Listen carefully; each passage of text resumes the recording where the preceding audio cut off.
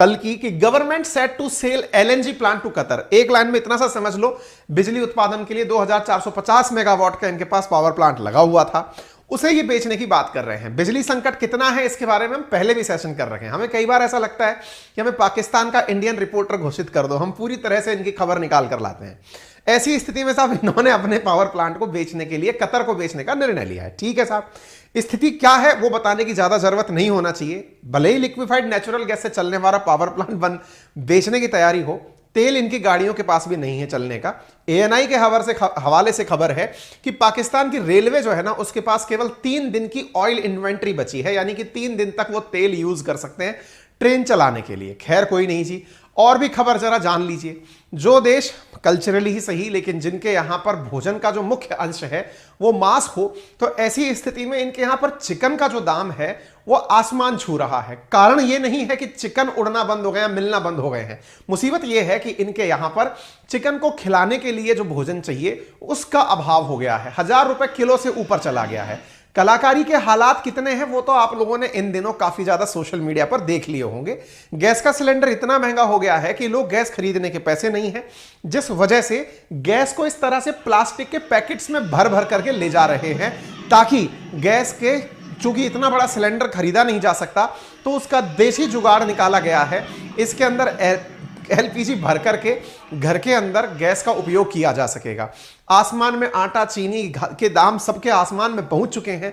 Poverty की जो rate है वो इनकी रेज होकर 35.7% तक चली गई है। इनकी 116 देशों में 92 नंबर पर रैंकिंग आ गई है पॉवर्टी के चलते। इसी कारण से सरकार के वही मंत्री जिन्होंने कभी तालिबान पर भाषण दिया था, वो फिलहाल एक भाषण देते हुए फिर पाए गए हैं और उन्होंने कहा है कि all efforts being made to avoid default. हम दिवालिया होने से बचने के लिए हर तरह का प्रयास करेंगे, लेकिन आतंकियों को बंद नहीं करेंगे। अगर इन्होंने आतंकिस्तान बनाना बंद कर दिया होता तो आज इनकी स्थिति ये नहीं होती। खैर, इन्होंने ये कहा है कि हम हर तरह का प्रयास करेंगे दिवालिया होने से बचने के लिए। तो आप क्या प्रयास करेंगे? तो प्रयास इनके यहां पर आपको साफ दिखाई देते हैं। गत वर्ष इन्हीं की कैबिनेट ने यह फैसला लिया था कि पाकिस्तान आगे से आने वाले टाइम पर अपने एसेट्स को, यानी अपने सामानों को विदेशियों को बेच सकेंगे। एक इसके लिए बकायदा ऑर्डिनेंस पारित किया गया। ऑर्डिनेंस में यह कंडीशन डाली गई थी कि कोई भी सरकार से यह सवाल नहीं पूछेगा किस देश को क्यों बेचा। मुझे लगता है कि भारत में ऑलरेडी बहुत सारे लोग अपने पैसे के लिए जाने जाते हैं कि उनके पास बहुत धन धान्य इकट्ठा हो गया है। ऐसी स्थिति के अंदर संभव है कि एक आध जना जाकर के यहां के एसेट्स ही खरीद ले तो कम से कम हमारे लिए थोड़ा काम आसान हो जाएगा। पाकिस्तान की कैबिनेट ने जुलाई 24 के अंदर 2022 के अंदर यह निर्णय लिया था कि हम अपने असेट्स बेचेंगे और विदेशी देशों को बेचेंगे, लेकिन किसी को बताएंगे नहीं, कोई हमसे सवाल नहीं करेगा। ऐसी स्थिति में लोगों ने इनसे सवाल करने के स्थान पर न्यूज में यह प्रकाशित करना शुरू कर दिया कि इनकी सरकार एलएनजी के पोर्ट को कतर को बेच रही है। और जब कतर को बेचने की बात आती है तो लोग यहां पर सवाल के इस प्रकार के मीम्स बना बनाकर डाल रहे हैं कि हर सरकार एक ही लाइन बेच पूछ करके कह रही है कि सब बेच दोगे क्या। मतलब सबसे बड़ा सवाल यह है कि आप गरीबी से निकालने के लिए क्या तरीका जानते हैं, क्या सच में सब बेच दोगे क्या? लोगों से यही सवाल बार बार किया जा रहा है। तो एक तरफ चीन का हंसता हुआ चेहरा बताता है कि 2017 के अंदर चीन का कदम पड़ा था पाकिस्तान में ग्वादार पोर्ट पर, और उस दिन के बाद से लेकर अगर आज तक की आप बात करते हैं तो स्थिति यह है कि इनके हाथ में कटोरा आ गया है। जहां जहां देख रहे हैं वहां पर यह कटोरा लेकर पहुंच रहे हैं। दुनिया भर के अंदर ये मांगते फिर रहे हैं कि हमें धन दे दो, हमें धन दे दो, हम बर्बाद हो रहे हैं। ऐसी स्थिति के अंदर जब पूरी तरह से इनके एसेट बिक रहे हैं तो यह मीम बहुत सही जाता हुआ दिखाई देता है कि भैया शाबाश मुन्ना, बहुत बढ़िया। ये कौन बोल रहा है? इंडिया बोल रहा है। किससे बोल रहा है? मुन्ना भाई से बोल रहा है। क्या बोल रहा है कि हां पापा, हमारे ऊपर कभी आप स्वतंत्र रूप से अगर हमें अधिकार दिए होते तो हम तुम्हें प्राउड फील कराते। तो ये देश था जो हमसे आजाद होने के लिए निकला था, और ये कैसा हमें प्राउड फील करा रहा है ये तो आप सबके सामने है। प्राउड के नाम पर आज इनकी सब विरासतें बिक रही हैं। अरे पैसे में ही अगर तुम्हें बिकना था तो हमें ही कह दिया होता। जो देश अपने सैनिकों के लिए एक वक्त का भोजन छोड़ करके जय जवान जय किसान के नारे के साथ तुमसे लड़ सकता है, वो शायद एक दिन पूरा व्रत करके ही सही तुम्हें खरीदने के लिए भी पैसा इकट्ठा कर लेता। अगर तुम्हें बिकना ही था तो किसी दिन हिंदुस्तान के बारे में ही सोच लिया होता, यहां कम से कम रहते तो इतनी बेगैरत ये आगे निकले। भाई साहब, इनके जो भाई साहब दूसरे वाले जो प्रधानमंत्री फिलहाल हैं शहबाज शरीफ, उन्हें लगा बहुत सही खेल रहे हो बेटा, तुम जो है हर चीज बेचे जा रहे हो, तुमसे अच्छा बेचना तो हम जानते हैं। बोले क्यों? तुमको यहां तक पहुंचाने वाले थे तो हमारे बड़े भैया ही यानी नवाज शरीफ ही। अब हमारी बारी है, क्योंकि नवाज भाई तो यहां से भाग चुके हैं, अब हम बेचेंगे। ऐसी स्थिति में इन दोनों के बीच में चुनाव का लड़ाई होता है। चुनाव नहीं होता है, बस सांसद खरीद लिए जाते हैं। बिकने के लिए पूरा देश तैयार है तो सांसद काहे नहीं बिकेंगे, बिक जाते हैं साहब। और ऐसी स्थिति में बन जाती है सरकार शहबाज शरीफ की, यानी कि बिना चुनाव के ही सत्ता परिवर्तन होता है। शहबाज शरीफ प्रधानमंत्री बनकर के प्रकट होते हैं। इनने कहा बेचने में तुमने भले ही महारत हासिल कर ली हो, तुम बेच रहे थे तो हम तुम्हारे खिलाफ प्रचार कर रहे थे, कह रहे थे कि हाय इन्होंने ये बेच दिया, ये बेच दिया, ये बेच दिया। अब हम इसको पूरी तरह से ऑथेंटिकेट तरीके से बेचेंगे, हमको इसमें पूरी महारत हासिल है। बोले कैसे बेचोगे? बोले आओ।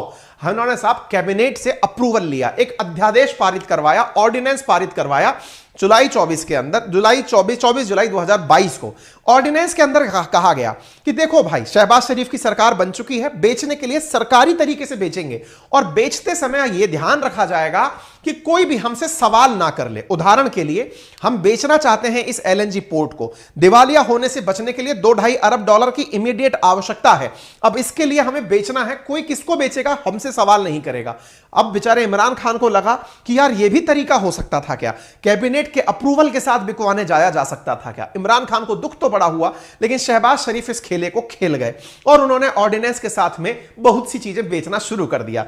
बेचने में ये आगे निकलते हैं और आते हैं सामने खड़े होकर के कि सुनो साहब, हमारी एयरलाइंस ले लो, 51% शेयरिंग हमारी एयरलाइंस में से ले जाओ।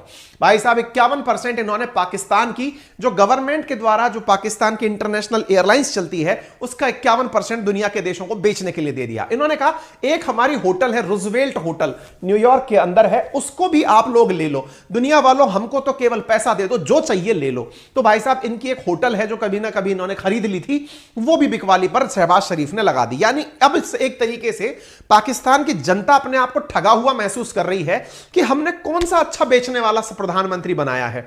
इमरान खान अच्छा बेचता था, जो भैंस बेचता था, गधे बेचता था, कार बेचता था, वो बेचारा चिल्लर बेचता था।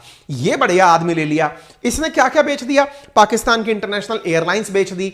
इसने आगे वो बेचारा क्या करता था, पार्क बेच दी, सड़क बेच दी। कौन? इमरान खान। शहबाज शरीफ ने कहा बस इतना सा नहीं, थोड़ा अच्छा करते हैं, इंटरनेशनल एयरलाइंस बिकवा लो हमसे, तुम चाहो और तो और छोड़ो होटल बिकवा लो, और तो छोड़ो एम्बेसी बिकवा लो। भाई एम्बेसी की प्रॉपर्टी बिकवा दी, जिसको तो एक इंडियन खरीदने पहुंच गया कि भाई दे दो यार, हम तुम्हारी एम्बेसी खरीद लेंगे।